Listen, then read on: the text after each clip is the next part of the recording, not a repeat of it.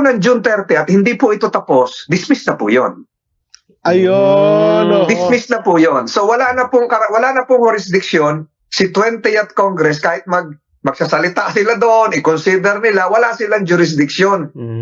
Aha. Hindi na nila kailangan i-accept yon dahil wala nga silang jurisdiction. So maghihintay na naman ng isang taon para ma-refile kung kailangan yung case. Sa mga nagsasabi naman na kaya pa bang tapusin, siguro po kung talagang gagawin ng Senate President na sa June 11, presentment, pwedeng ituloy. Pero kinabukasan po ng June 11 ay holiday. June 12 naman June yun, 12 na, Independence Day. Opo. CNJ adjournment ang 13. Pero wala ang 19th Congress, ang buhay po niya ay hanggang June 30. Opo. Kung talagang papaspasan, araw at gabi, 24 oras, ay wala pong imposible doon kung gusto nilang ituloy. Pero yung akin pong teorya, at hindi po ito teorya, back up by jurisprudence po ito. Kasi siguro po, hindi sa pagyayabang, ang pagkakaiba ko po dito, pinag-aralan ko po yung US Constitution at ako po ay nag-bar exam din ng US Constitution. Aha, opo.